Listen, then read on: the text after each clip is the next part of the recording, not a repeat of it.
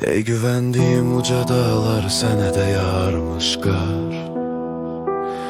Geniş dünyamı eylediler mənim üçün dar. Yadlar hörmət eylədi qohumlarım isə xar. Saçıma düşən ağların hər birinin hekayəsi var. Uzun ömrümü gödəlib eylədilər qısa. Ağlayan dörd evladımı qərq etdilər yasa. Madən göz yaşların silməyə əlim çatmırsa, neynirəm qızıl qəfəsdi sonunda azadlıq yoxdursa. Bir dəfə açıldısa ömür yelkəni, cavanlığım dayanmadan yol alan gəmi.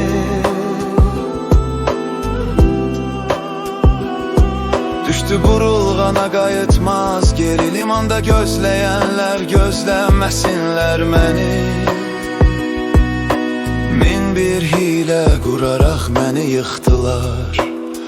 Güvəndiyim insanlar kürəyimdən vurdular. Mərdin vurduğu yara sağalar, namərdin vurduğu yaraya əlim çatmır.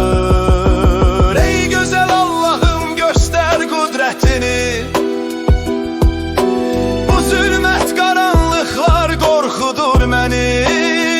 Kölgəmdə görünmür o da, itirib məharətini. Tərk etməyən bir ruhumdu, bilmirəm onun da aqibətini.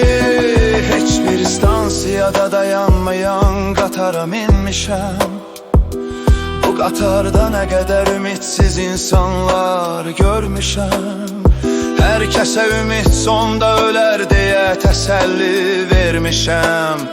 Geriyə dönüb baxdıqda gördüm öz cavanlığımı itirmişəm. Özümə halaldan bir yol seçdim, dağlara məni xatırladan ağaçlar əkdim. Məqsədimə çatmaq üçün çox əziyyət çəkdim. Haram yeyənə görə mən halalımdan yemədim. Dibi görünməyən quyunun dibindəyəm. Qəlbi möhürlənmiş insanlar əsarətindəyəm. Sanki əsir düşmüşəm, düşmən əlindəyəm. Namərdlər sevinsin, artıq ömürlükdəyəm. Hər kəs yaxşı bilirdi Kənan ucalacaq. Bu qədər çəkilən zəhmətin bəhrəsi olacaq.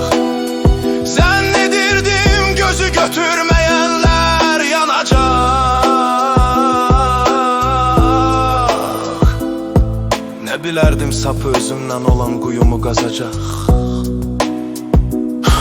Bu qədər çəkilən zəhmətin bəhrəsi olacaq. Zənn edirdim gözü götürməyənlər yanacaq. Nə bilərdim sapı özümdən olan quyumu qazacaq.